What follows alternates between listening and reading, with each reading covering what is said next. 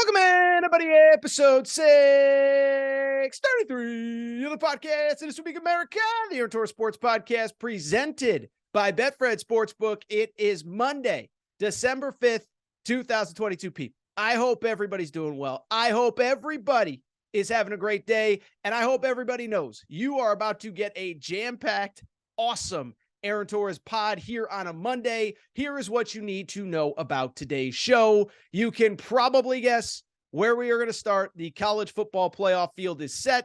We break down the four teams. We break down if the committee got it right. And we break down, just everything. We'll start talking a little bit about the games. I don't want to go too crazy there. And also we'll go and talk about some of the other big bowl games, as the Orange Bowl with Clemson and Tennessee. What an applicable name, the Orange Bowl, right? That is set. The Rose Bowl with Utah and Penn State. So all of the bowl games are set. We'll focus on the playoff, hit on a few of the other big ones. From there, we'll take a quick break, and you know what we're going to talk about next. Deion Sanders, Coach Prime. We told you on this show last week there was something interesting going on in Colorado. They had not named a head coach. Well, they have now. Deion Sanders is at Colorado, and I think this could be a major shakeup in college football. Finally, we'll wrap maybe with a little bit of college basketball. We'll see what we're doing on time. To me, wasn't a crazy weekend in college basketball. But Kentucky got a much-needed win over Michigan in London. Indiana takes its first loss of the year. Mike effing Woodson, baby. We got a few different things in college hoops to talk about. By the way, this is the week where college hoops will really ramp up to a degree. We got some good games coming up at the Jimmy V Classic. Next weekend, Arizona, Indiana in Vegas should be a good one. So a lot of college hoops to come. We will hit on that to end the show. Before we get started, a couple things. One very important reminder. So the college football transfer portal opens this week. Remember, the portal is officially closed. Players cannot enter until Monday. Monday is the day, and I'm just telling you, it is going to get crazy. We will have plenty of coverage here on the Aaron Torres pod. But if you miss anything, this is what you need to do. Go to AaronTorresOnline.com, and we are running a transfer portal tracker. In other words, all of the big pieces of news, players going into the portal, visits, commitments, decommitments, recommitments, whatever happens, we'll have you covered there. AaronTorresOnline.com. Make sure you stay there for all your portal news. Also follow CFBTransfers.com. Also, merchandise sale is still going on. AaronTorresOnline.com. We got our Mora Hurley 2024 t-shirts for the UConn fans going to Myrtle Beach for the bowl game. We got our Mike Effin Woodson shirts, all that good stuff. And other than that, just thank you for the support. YouTube has hit 15K. We are now on the road to 16K, 20K, and beyond. Make sure you're subscribed there. Even if you listen to the podcast, do your boy Torres a favor and subscribe on YouTube. With that said, though, let's get to the topic of the day. And the topic of the day, I'll be blunt. Of every Monday show we do all year long, you can this is right up there with the easiest slam dunk topics of the day. You know where we're leading. We are talking college football playoff as the four-team field is officially set. Now, what I don't want to do is really react very much to the games themselves on Friday and Saturday. The bottom line is, you know what happened, but more importantly, you know what the stakes were and what they now mean. But just as a quick refresher, I think we all kind of know, right? The deal going into the weekend was pretty straightforward. Georgia, pretty much win or lose in the SEC championship game, was in. Georgia takes care of business. They destroy LSU 50-30. Michigan, win or lose, they are in. They take care of Purdue. And then it got kind of interesting after that, right? TCU, USC were in kind of win and they are in scenarios. If one team lost, it felt like Ohio State as an 11-1 Big Ten runner-up in the East very much could be in position to get that next spot. And then lurking in the background, we all know who it was, 10-2 Bama, who of course had lost earlier in the year to Tennessee and LSU. And so the weekend plays out, and again, everybody knows what happens, but USC loses on Friday night. You feel bad for Caleb Williams. He left it all on the field, busted up his hamstring, busted up his pinky. But when USC lost, it did open the door. It felt like most people, we all kind of agreed it would be and should be Ohio State. It did set up a very interesting Saturday, though, where TCU goes to Arlington, to Jerry World. They lose on the final play of the game in overtime against Kansas State. Congratulations to Kansas State, your Big 12 champion. And what it means is that now there's an interesting debate between TCU and Alabama over who should get that 4th spot. Well, on Saturday, we got the drawing, we got the teams, and here is what we officially got. We got a 1 versus 4 matchup of Georgia versus Ohio State. We got a 2 versus 3 matchup of Michigan and, drum roll please, it's the TCU Horned Frogs. You know by now, you don't need me to tell you. But I bring it up because it appears as though, while it was a fun conversation about Alabama, the committee never took it seriously, as TCU not only gets into the field, but gets the 3rd spot. Again, setting up the semifinals. They are New Year's Eve this year, December 31st. We have Michigan, TCU early. We have Ohio State, Georgia late. And so in a minute, what I want to do is just kind of give you my quick first impressions of these games as well as the other bowl games. But before we do, though, let me just start by saying this. The committee got it right. Okay, so I think over the course of the week, it was really weird, right? Like, we all kind of understood, again, the Georgia-Michigan win, they're in no matter what, and TCU-USC win and they're in. And then on the fringes, you had Ohio State. But it was interesting that over the course of the week, you started to kind of feel this groundswell weird thing happening with Alabama, right? That Alabama, well, they're 10-2, but they lost their they lost their 2 games on the final play. And if stuff went down and if stuff got crazy on Saturday, you can't forget about the Crimson Tide. That's all I heard all week. The committee even went so far as to say on Tuesday, their final release before Sunday, that it wasn't inconceivable that Alabama surpasses Ohio State despite no teams playing. And so as we got to Saturday, there was a real groundswell for Alabama to get in. There's just one problem. And I think I was in the minority in this, in the media. I saw certain media members trying to make the argument for or against this, that. I'll be blunt. I never really saw the argument for Alabama at all, okay? So first of all, when you look at Alabama, there are a lot of things to consider with their resume in terms of why they did not get in, okay? First of all, when you look at Alabama, here's the problem. They had no great wins. 2 best teams on their schedule were Tennessee and LSU, and they lost to both of them. And I understand both games were on the road. I get all that. But hey, everybody plays somebody on the road, right? Michigan played Ohio State on the road. Clemson played whoever, Notre Dame, whatever on the road. So don't tell me it was on the road. You lost your 2 biggest games on the schedule. And then beyond that, those 2 teams got destroyed by Georgia when they played them. And so to me, it's one thing if you lose to good teams on the road. But when they start losing games now, that's when it starts to come into question. So Alabama was a weird deal because you look at their resume. And again, let's just talk about Alabama for half a second, because the more the week went on, the weaker their resume got, right? First, you look at them, they have no great wins. I just explained that. Then on top of that, here was another problem for Alabama. Their best win by the rankings of the committee, you know who it ended up being? It ended up being a 1-point win against Texas in week 2. Now, you could argue maybe Ole Miss is better. Well, not according to the rankings. According to the rankings, the best win was Texas. Here's just one problem. TCU also played Texas, and TCU beat them by a bigger margin than Alabama did. So they have a common opponent. TCU was better against them.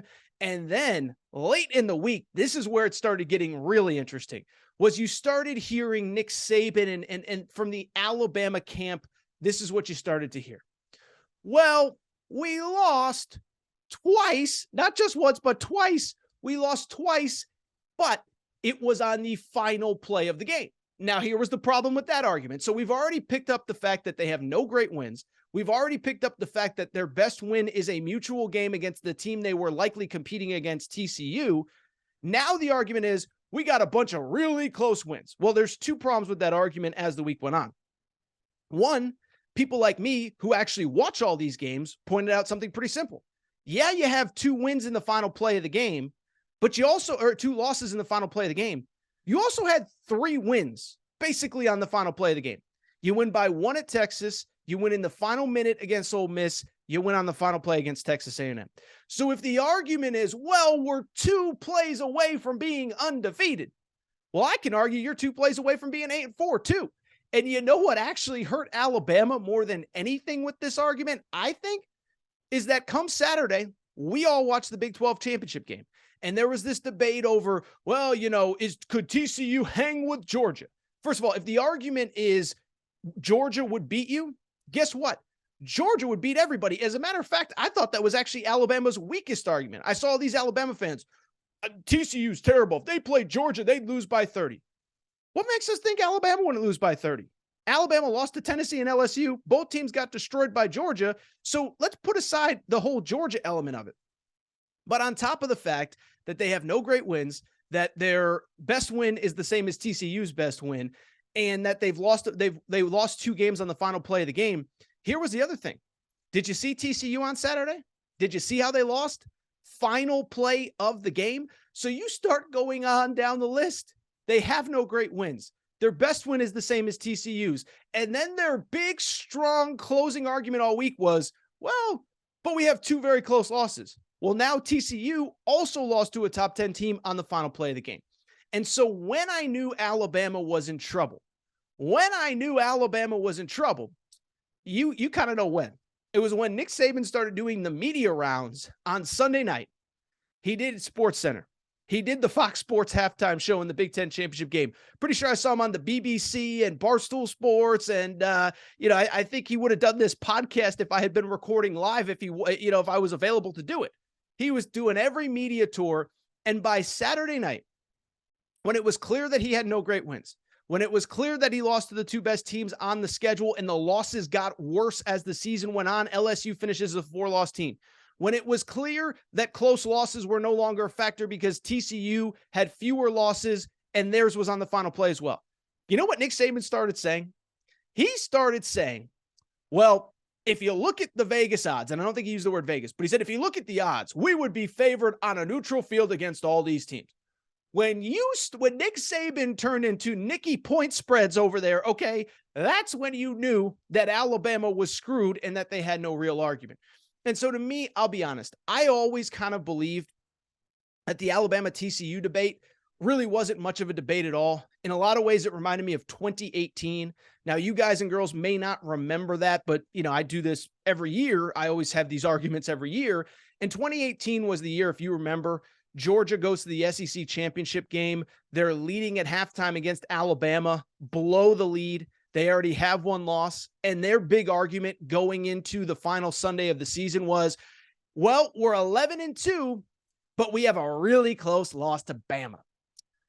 Yeah, that didn't cut it in 2018 because they got in over, or Oklahoma got in over them. If you remember, that was the year Oklahoma had Kyler Murray. So the final day, it comes down to 1-loss Oklahoma versus 2-loss Georgia. Georgia's arguing about close losses. It never really seemed to factor in for the committee. I never thought it would this week. And we get our Final Four of TCU playing Michigan alongside Ohio State and Georgia. And again, Alabama is now going to the Sugar Bowl. And again, the committee got it right. Really quickly, in terms of the games themselves, I don't want to spend a ton of time totally overanalyzing these games, right? Because we got a month to do that and stuff's going to change. And there's just stuff that's going to happen. Some guys, believe it or not, are going to transfer. Like Cade McNamara, Michigan's backup, is going to Iowa. I don't even know if he's going to be around for this game.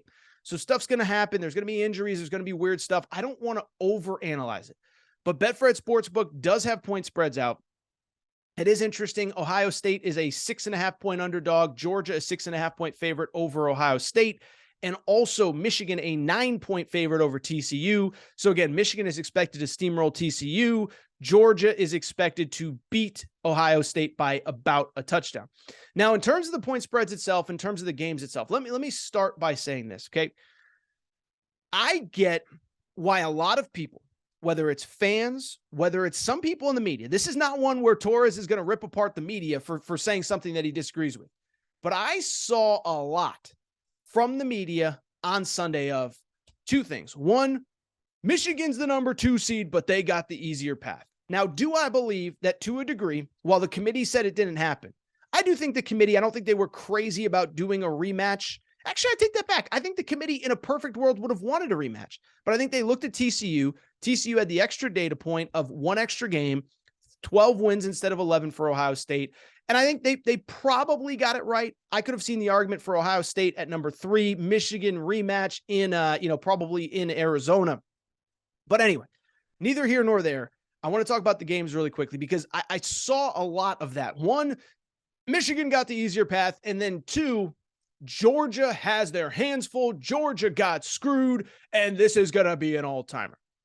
Well, let me just say this. The Georgia-Ohio State game, it really does remind me of what I say very often on this show. Sometimes two things in life can be true. In this case, I think three things in life can be true as it pertains to this game. One, I'm not going to debate that Ohio State shouldn't have been in. We only have 4 spots. Nobody really presented a better argument than Ohio State. So I'm not going to argue Ohio State shouldn't be in. 2, I do think if you gave Kirby Smart some truth serum after what they did to Michigan last year, I think Kirby Smart would say Ohio State's the team that we don't want to play. Kirby Smart said as much on the ESPN broadcast when they announced the Final Four. Not that he didn't want to play Ohio State, but basically he said, like, look, we recruit all of the same players. They have a lot of talent in that locker room. We know what we're in for. So I think those two things are true. Ohio State should be in. I'm not going to argue that. Georgia will have Georgia on paper. It is probably the team that they don't want to play. But here's the third part of 3 things in life can be true. 1, Georgia doesn't want to play him. 2, Ohio State should be in. But 3, why is everyone convinced that Ohio State is going to keep things close against Georgia? Is it because of recruiting rankings? Is it because of stature or name brand? Because I've watched these two teams all year, and I see the direct opposite of each other when I see them. What I see from Georgia, and we talked about it before the conference championship game, conference championship picks went 3-2 this weekend. But from Georgia, what I see is I see a team, no, as we discussed on Friday, no, they're not as good as last year. But what I do believe with Georgia, I believe they have surpassed Alabama, and they are now the best big game team in college football. They didn't show up and play great against Missouri. They didn't show up and play great against Georgia Tech. But in the 3 biggest games of the year, here's what they did to teams. They beat Oregon 49-3. They beat Tennessee 27-13, and Tennessee had no touchdowns until late into the fourth quarter. That game was not competitive. And then on Saturday in the Mercedes-Benz Stadium in Atlanta, Georgia beats LSU 50-30. And so I bring it up because on the one side, you have a Georgia team, not great every week, but in the big games, nobody right now in college football is more ready to go for the big games than Georgia. Then on the opposite sideline, you have Ohio State, who I truly believe, and I've said it many times, is a paper tiger when it comes to they look the part. What's the old saying? Looks like Tarzan, plays like Jane. Now we talk about that as it pertains to sometimes a player or an athlete that they walk in the building, the big physical athletic, like trying to think of in sports terms, right? Somebody that looks the part, that's big, intimidating, overwhelming. Then they get on the field or they get on the court and they're soft. That's kind of how I feel about Georgia, or how I feel about Ohio State. Georgia, big games, you get their best. Ohio State, big games. Here's what they did in their 3 biggest games this year. Trailed at the half at Notre Dame, trailed after 3 quarters against Penn State, lost to Michigan. 2 of those games, by the way, were at the Horseshoe. And then you go back to last year, trailed at the half against Utah, got destroyed by Oregon at home, got destroyed by Michigan on the road. So again, I've used the stat, but you go back and really their last 6 really big games, 7 if you include Michigan State. Michigan State last year was the only game where Ohio State looked like the way Ohio State should. So to me, this notion, and we got plenty of time to talk about it, but this notion that Ohio State, they're so good and you can't doubt them and they made the playoff. Show me something on the field, Ohio State, because I know Georgia's ready for big games. They weren't always. It took them a while to get that mentality. But I saw them last year in so many big spots. I saw them last year in the national championship game, and I saw them this year against Oregon. I saw them against LSU, and I saw them against Tennessee.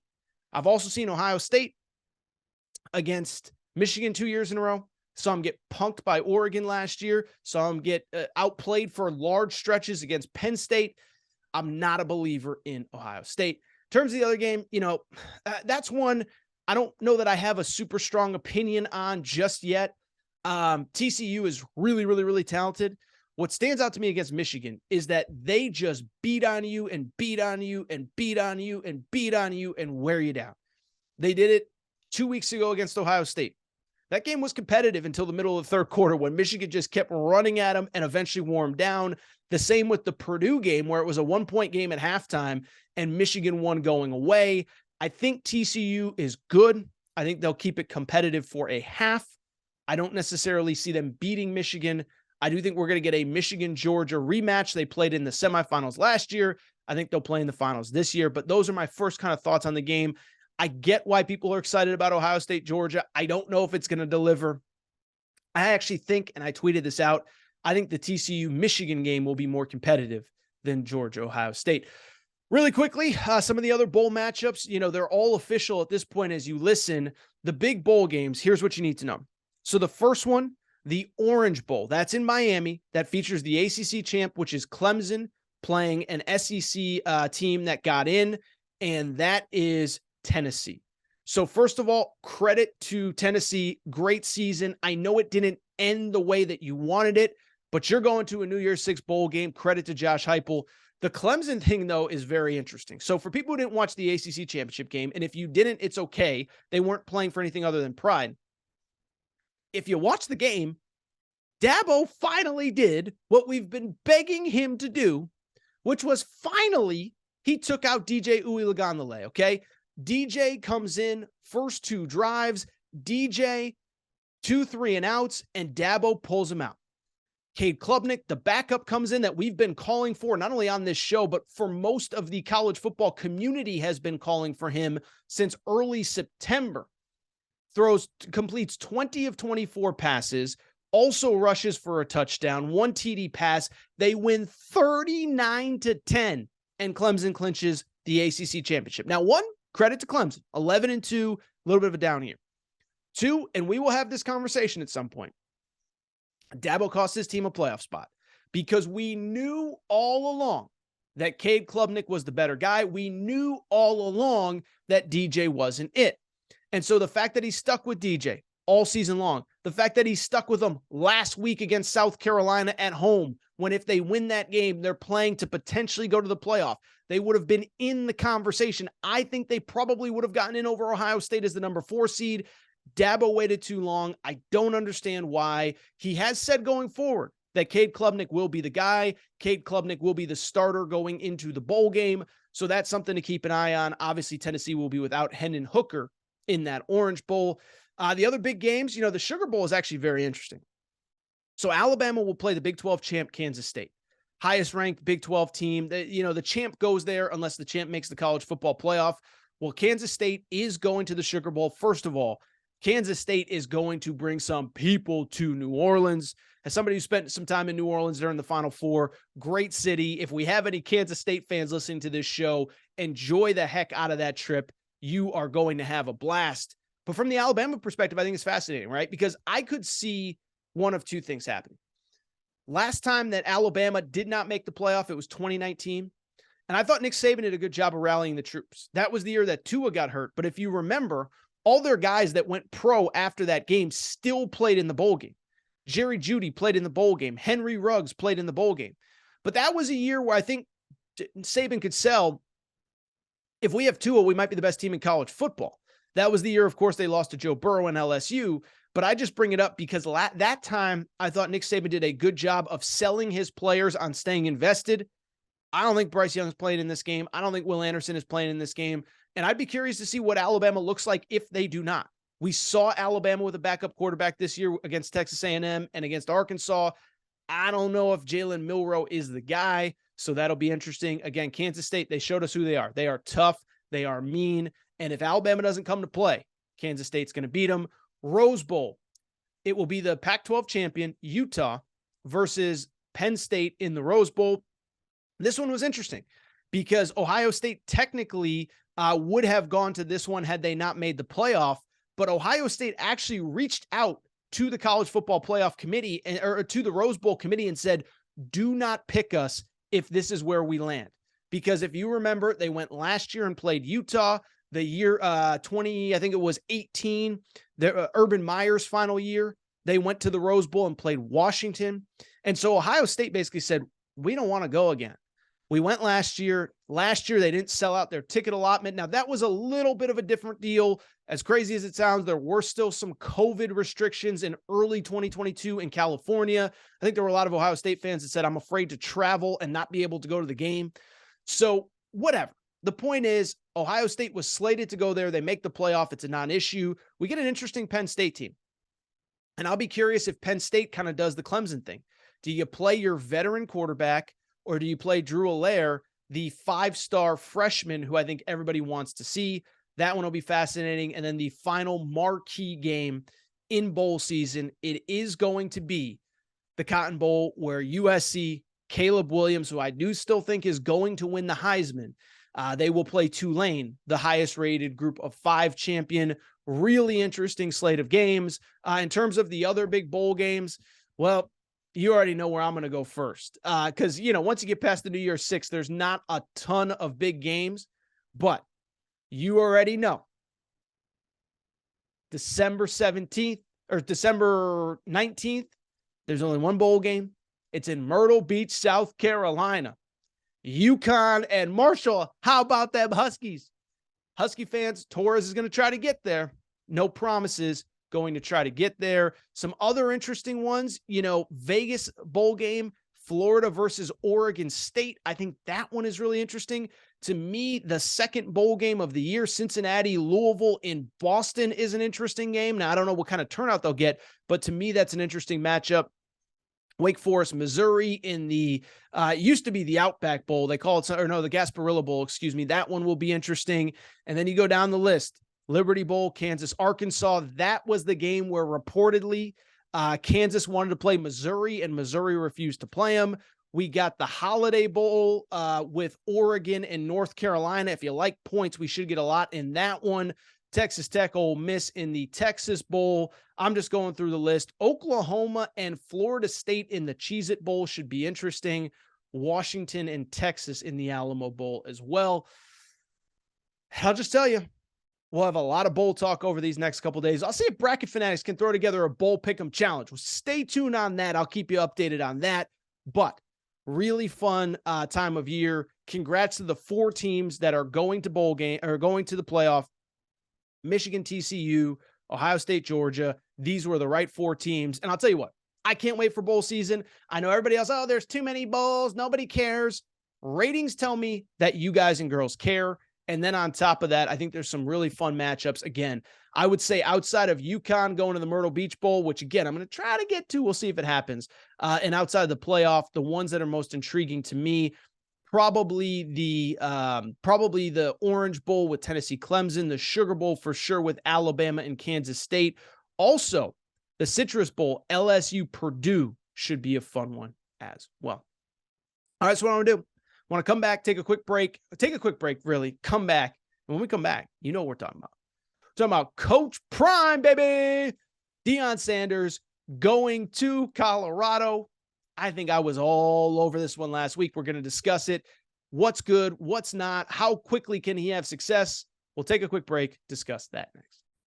All right, we're getting back to the show in a minute. But before we do, I want to welcome back our presenting sponsor, Betfred Sportsbook and the Betfred Sportsbook app. By now, I've told you all about them. Started in 1967 in the UK, over 50 years. One of the most credible, reputable, and well-established sports books overseas.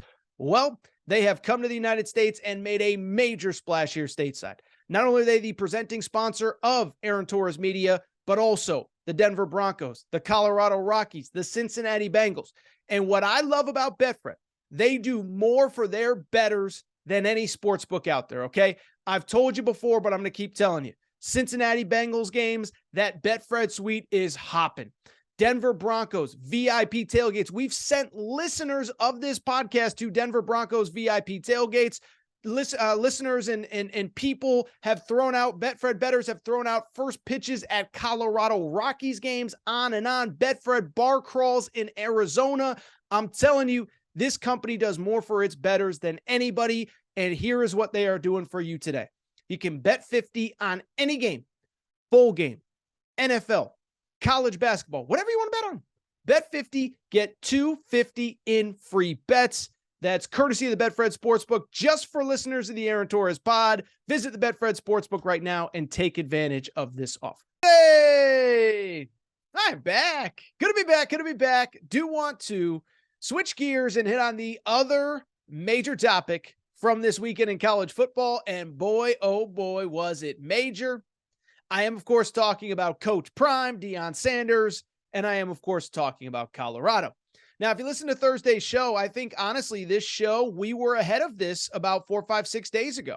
I said I found it very strange that last weekend, every job that was available, they sprinted to get their head coach in place in time for the portal, in time for the early signing period, with Nebraska and Auburn and Georgia Tech and Arizona State. Everybody, Wisconsin, basically had their head coach in place by midday last Monday. Then we talked about Colorado, which was just sitting there chilling, having the time of their lives with their feet kicked up.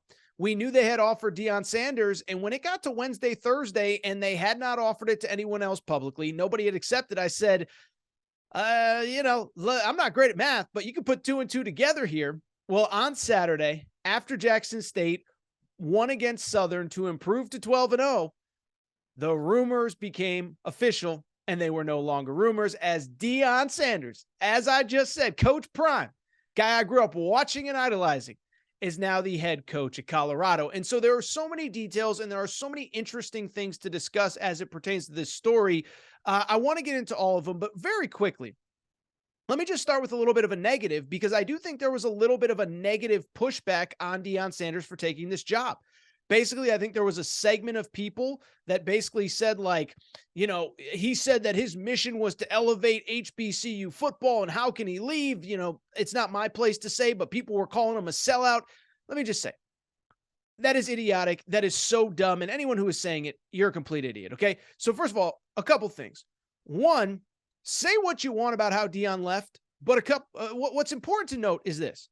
One, he did elevate HBCU football. How many times on a show like this, or on Sports Center, or on any college football podcast, or college football live, or whatever, how often did we ever talk HBCUs, or frankly any FCS football, prior to Deion Sanders getting to Jackson State? Well, over the last couple of years, I wouldn't say we covered Jackson State with a fine-tooth comb, but we paid attention. They had a spotlight on them. Barstool Sports was doing a documentary about them, and it did elevate HBCUs in the process.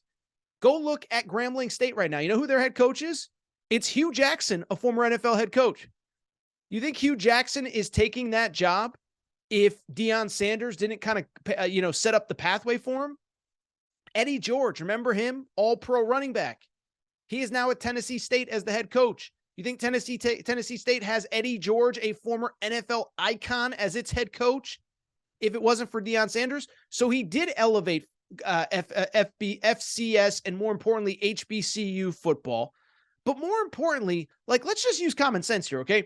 First of all, the goal has been Power 5 since the beginning. Remember, this all started with him interviewing at both Florida State and Arkansas for head coaching jobs. And the rumor at the time was that Florida State actually came away very impressed by him, but just felt like they had never seen him coach at the college level. And so he ended up at Jackson State because of the fact that he couldn't get a job elsewhere. And he said, I got to start somewhere. I got to prove myself. That's exactly what he did. On top of that, in recent years, he interviewed reportedly with TCU last year. So don't tell it we knew all along he was interested in coaching at the Power 5 level. Beyond that, he said it on 60 Minutes this year. He said, if one of those schools calls, I have to listen. And finally, what I would just say about this dumb topic, and then we'll get to the fun stuff, is Deion Sanders not supposed to want to elevate himself just like every other person in the world?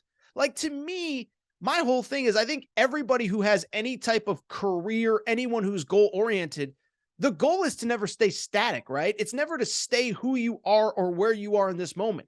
It's to grow and build and learn and get better and take that next step up the ladder, take the next step up the ladder after that. And hopefully at some point you're doing your job at the highest level, competing against the best and seeing how you match up. And so Deion Sanders, a world-class athlete in not one, but two sports. He played Major League Baseball at the highest level as well. Is he not supposed to be aspirational and try and compete at the highest level?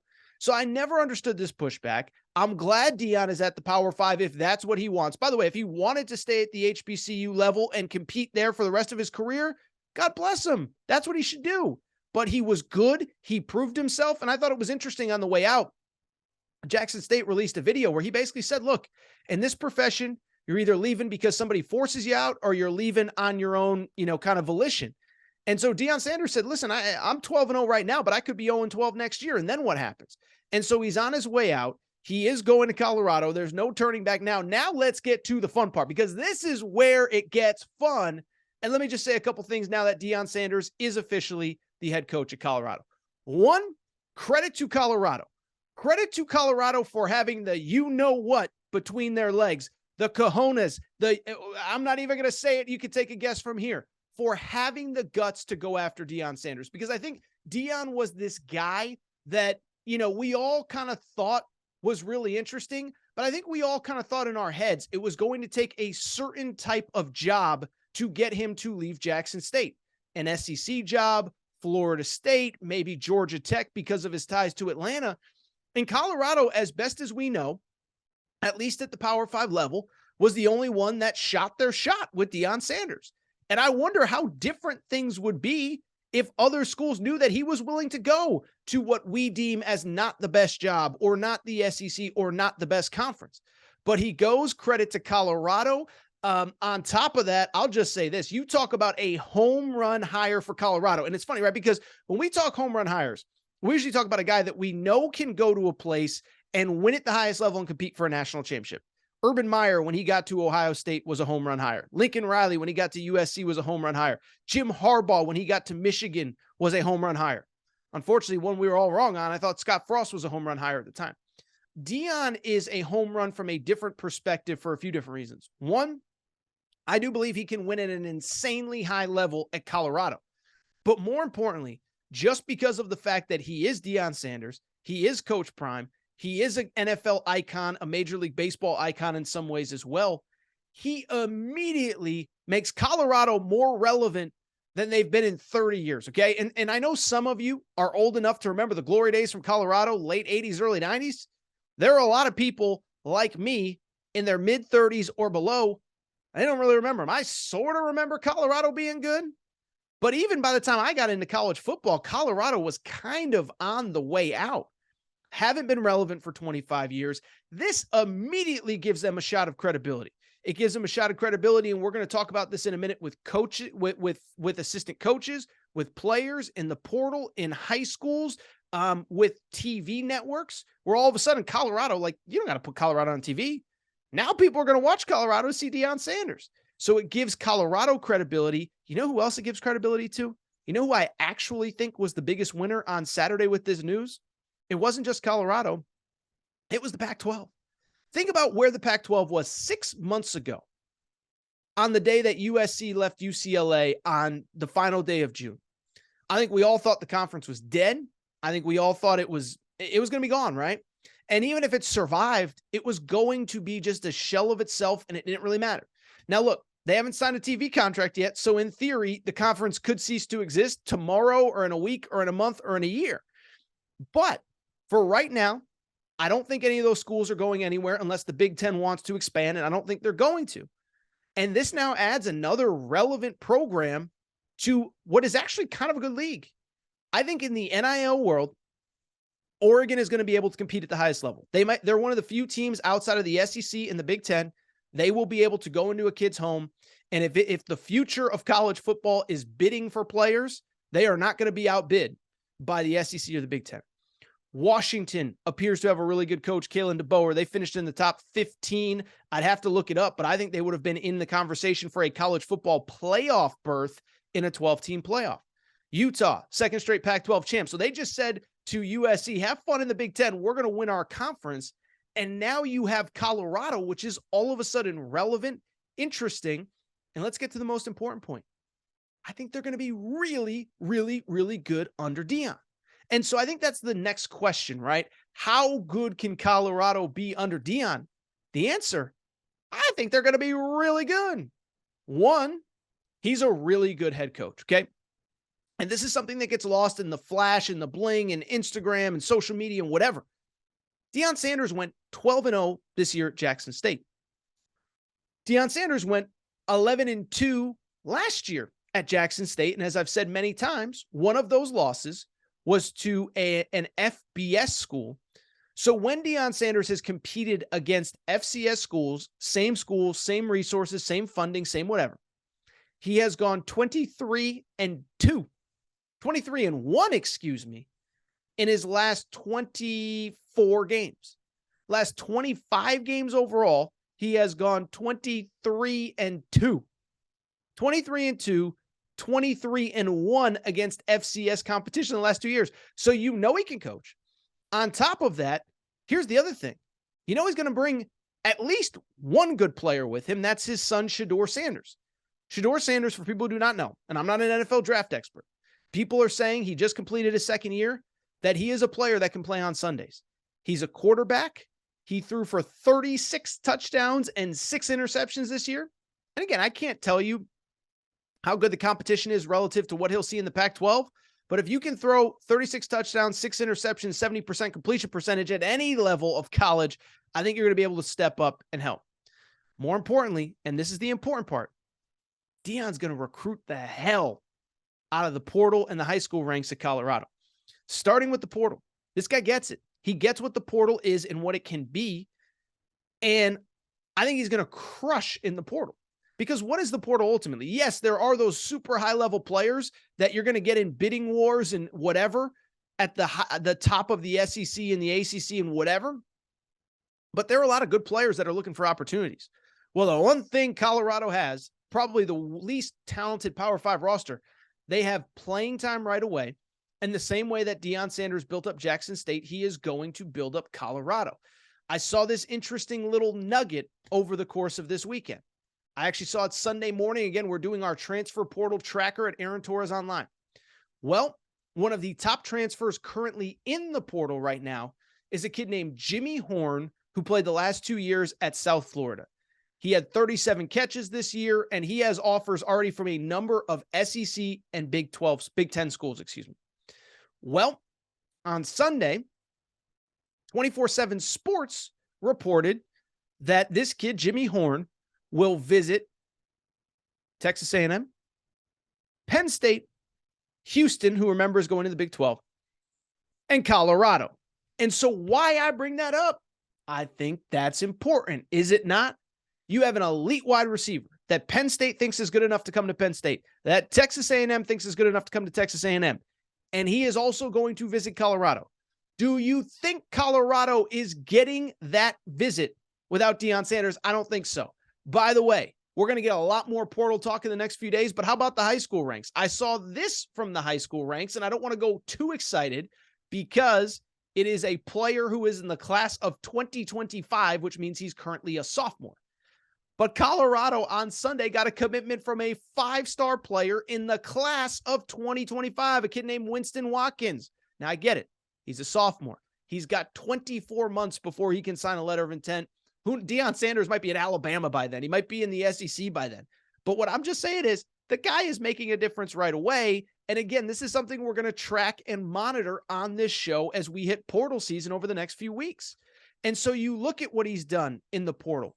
High school, I think he's going to have success. Now, we've talked about it before with Colorado. I don't know if, again, the future of high school football recruiting at the top level is it's just flat out bidding on players. I don't know if Colorado can get into bidding wars with some of the SEC and Big 10 schools. But what I will say, if he convinced Travis Hunter to come to Jackson State in an NIL world, I think he's going to do all right at Colorado in the Pac-12, especially with the natural recruiting footprint of Southern California, the natural recruiting footprint of Texas, a place that he obviously has ties. He lived in Dallas, obviously post-playing career. Last little thought, and I'll just say this. This isn't really Deion related as much as it is, other interesting things to monitor related. I do think what I just said is maybe the most interesting element of it all, right? Like we're going to talk about Deion. How good can he be? Well, he's going to be really good. Now, can he build a national championship contender? I don't know, but he's going to win a lot of games. What's going to be interesting to me, though, what ends up happening with Travis Hunter, for those of you who've forgotten, the #1 high school football player in America, who last year was committed to Florida State, and it was almost exactly a year ago this week that was committed to Florida State. National Signing Day comes. He doesn't sign his letter of intent, and he flips to Jackson State. That one is the one that's interesting to me, because on the one hand, I can see him saying, look, I committed to play for Deion Sanders, best corner of all time. I'm a corner. I want to go to the NFL. That's who I want to play for. And I could see him saying, okay, he's going to Colorado now. Time for me to pack my bags, hit the Rocky Mountains, go to Colorado. But I could also see him saying, now, wait a second, committed to Jackson State, but I'm from Georgia. Jackson's not that far. I mean, it's not close, but it's not far. And I committed to kind of elevate the HBCU. Well, now the HBCU thing is done if I leave. And do I really want to go follow Deion 2,500 miles away? Now, that part, I don't know. I think he could stay at Jackson State and say, listen, I want to continue to fight this HBCU fight even without Deion. I could see the scenario where he follows Deion. Greatest corner of all time. This is who I committed to play for. This is who I want to play for him. I could also see him hitting the portal and him being the highest priority of any single player in the portal. And you think about the fact that this is a kid that was recruited by Florida State. This was a kid that was recruited by Georgia, recruited by Alabama. Can you imagine what would happen if this kid hits the portal, and who would be interested? Every school in America would be interested, and he'd be probably CB1 walking in the door. So that is a fascinating element to follow. But right now, the story is Deion Sanders, an incredible story, an incredible moment. Happy for Colorado, good for college football, and good for the Pac-12. I just want to take a quick break, come back, and when I come back, we will wrap the show. A little bit of college hoops. Kentucky wins overseas in England. North Carolina takes another loss. That is not good. We'll just hit on some news and notes from college hoops this weekend. Take a quick break. Be right back. And win the games that you have to, in the games that are going to matter in SEC play against the Alabamas, the Auburns, the Arkansas, the Tennessees. Well, good news. Those two guys combined for 28 points, including 4 of 5 from 3, 4 of 4 for Case and Wallace. These are the guys that you need. If those three deliver every night, Kentucky is a team that can beat anyone in college basketball.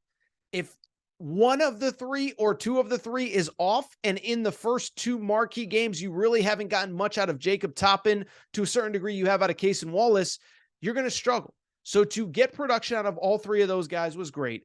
Overall, all 5 starters were in double figures, and you didn't even get all that much from CJ Frederick, the sharpshooting transfer from Iowa. And so for Kentucky, you don't want to over-exaggerate it. Like I said, you don't want to do the hyperbole. Oh my God, it changes the season. No, you go play UCLA in a few weeks and you lose. It ain't going to be pretty in Lexington, but this was the win that you absolutely had to have. You get it. The only other couple thoughts that I have on this game, one, I do think offensively, that is the one thing that I would be a little bit concerned about. Once again, Kentucky fans, they'll tell you all about the offense, and I thought there was a little too much kind of standing around, too many late shot clock situations, Severe Wheeler, the point guard, being asked to create too much late in shot clock situations, but he finishes with 11 and 7. And then I think more importantly, 2 things stood out. One, you shot really well from 3, 9 of 15 from 3. You needed it. And 2, a kid that we talked about over the course of the summer, I'm going to trip over his name, so please forgive me when I say it, but Ugonna Onyeso, we talked about him when he committed. I thought he was excellent. Now, you watch the game, Jay Billis and Carl Ravitch were kind of, he can't handle Hunter Dickinson. Well, Hunter Dickinson is an All-American junior, so forgive a kid that's been playing basketball for just a couple of years, came to the United States a year ago for struggling. I thought he gave them really good minutes. I thought Ugonna Onyeso, I thought he did a very good job in this game defending Hunter Dickinson. I thought it was a performance that they needed. Oscar Tshiebwe got in foul trouble. This kid off the bench, 4 points, 2 rebounds, 2 blocks.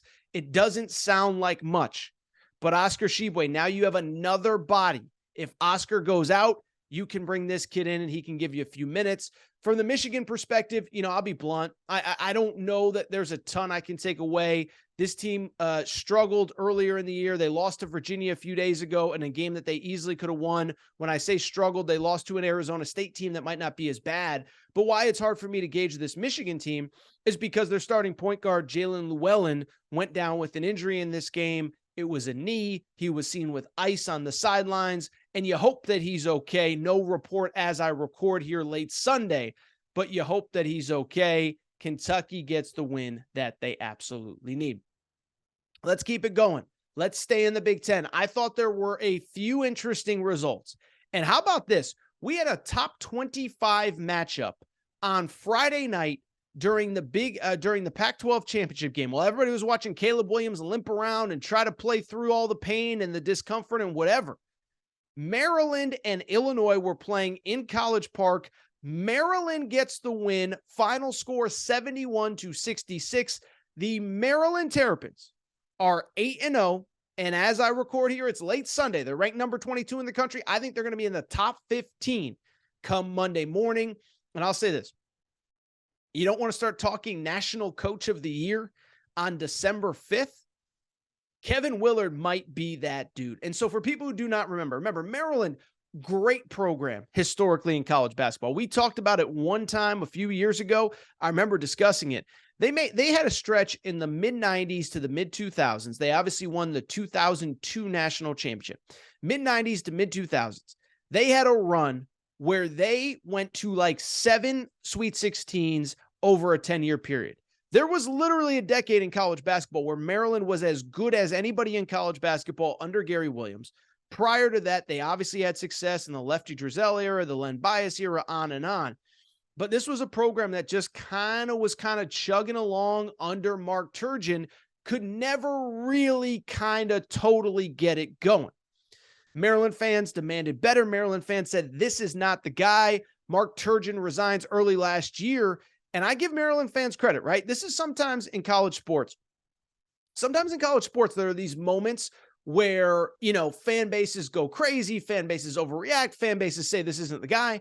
I thought that Maryland fans had every right to be frustrated with the Mark Turgeon era.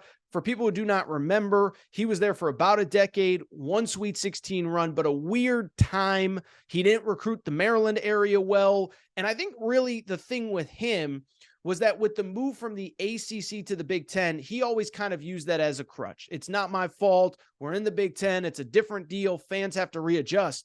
Maybe fans don't have to readjust. Maybe they just needed a head coach. But credit to Kevin Willard, as Maryland is now 8-0. All 7 wins prior to Friday were by 10 or more points, double-figure wins. And what especially impressed me is the best player on Maryland is a Maryland kid, Jahmir Young, transfer from Charlotte. Why that's interesting. Maryland, they call it the DMV, right? DC, Maryland, and Virginia. It's one of the best recruiting fertile bases in the country. You can go on and on down the list. Kevin Durant, whoever, Emmanuel Quickly. I can't think of all these DMV guys off the top of my head. It's a great recruiting area. You need the right guy. Maryland had not recruited that area well until Kevin Willard comes in. They get the transfer against Illinois. Jahmir Young goes for 24 points. Their 2023 recruiting class is filled with Maryland kids. And so to me, just a huge win for Maryland. For Illinois, I don't think there's a ton to take away from this game. It'll be interesting. Illinois is actually playing in the Jimmy V Classic on Tuesday night against Texas. Our guy, Zach Kroll, host of the College Hoops Today podcast, will be there. I encourage you to check out that show, but he will be there, and I think that's going to be an interesting game to follow as Illinois looks to bounce back against Texas. But credit to Maryland for getting the win. One Big Ten team that did not get the win, Indiana. My boy Mike effing Woodson taking his first effing loss of the season, baby, as they went to Rutgers. Indiana went to Rutgers, and they lost on Saturday. And listen, this is one, I'm not going to spend too much time on it. This is college hoops. You go on the road, tough road environments. It is not easy. Indiana gets the loss against Rutgers. For Rutgers, I think this game was actually important. They lost in the ACC Big Ten Challenge to Miami. They were in complete control in that game. and could not close out the victory. So for them to bounce back, get the win over Indiana, to me, it is a totally positive sign. For Indiana, I'm not worried. I'm not freaking out. I don't think it's that big of a deal. You just got to bounce back and get the win.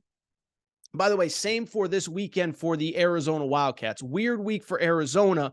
Why I'm talking Arizona right now, Arizona actually plays Indiana next Saturday in Vegas in a marquee showdown game, 7:30 Eastern on Fox. Would love to be there. Unfortunately, I cannot attend. But Arizona on Thursday night actually lost to Utah. Now, I like Utah. I like Craig Smith, their head coach. I think Craig Smith is a rising star. Go back to the year that he was hired.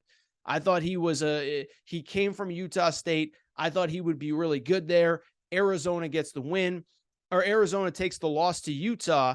Arizona then bounces back with a win over a really bad Cal team. It's worth noting because Arizona and Indiana, again, play on Saturday in Vegas. A couple other scores from the weekend. One, and this was a shocker, Creighton losing a cross-state game to Nebraska. I don't know what to make of this game.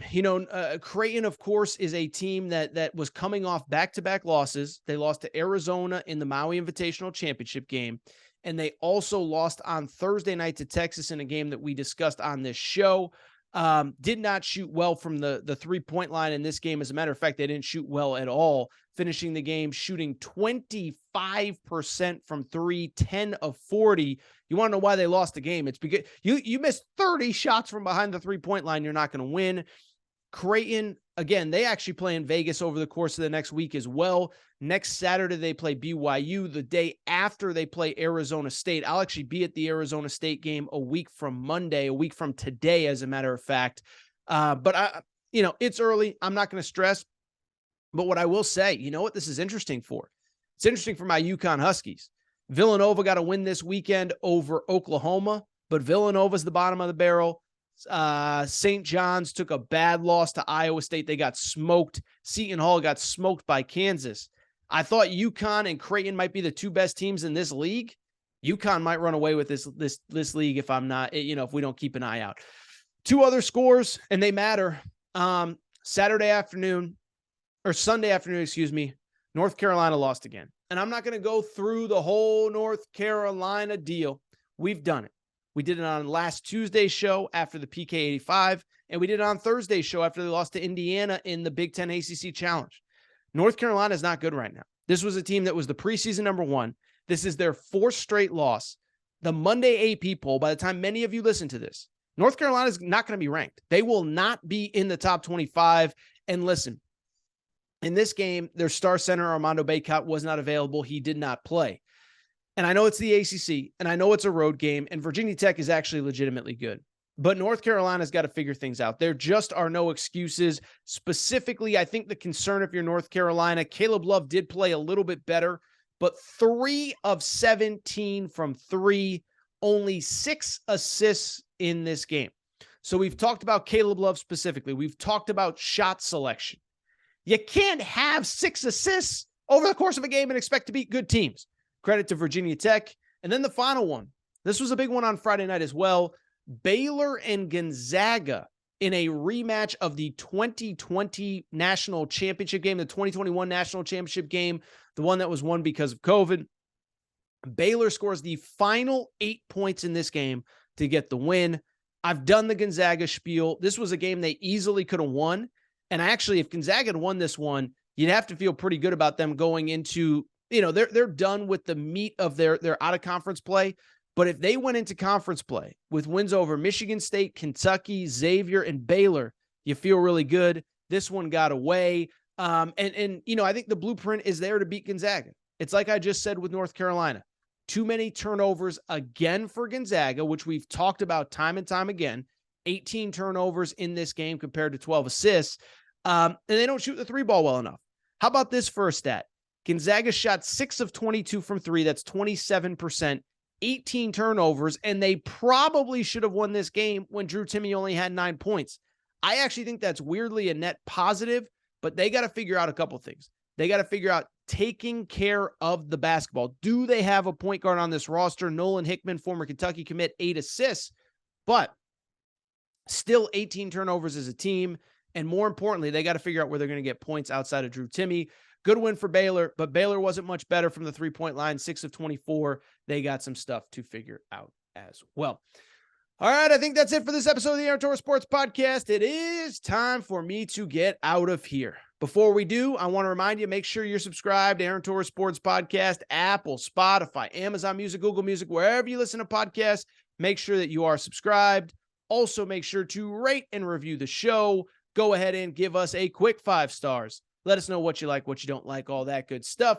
Make sure you're following on social media at Aaron_Torres on Twitter, at Aaron Torres Pod on Instagram, Aaron Torres Podcast Questions at gmail.com, Aaron Torres Podcast Questions at gmail.com. A couple reminders, the merchandise store is still open, AaronTorresOnline.com/merchandise. Also, that transfer portal tracker, you're going to want to bookmark it. Follow on Twitter at CFB Transfers. We're going to have all the news and notes that you need there. It is time for me to get out of here. It's time for me to go have some dinner and relax. Shout out to Torker. Shout out to Rachel, who hates my voice. Shout out to JJ Redick, UF head. Shout out to Coach Prime, new head coach at Colorado, the Buffaloes. We'll be back on Tuesday. New episode, Aaron Torres Pod.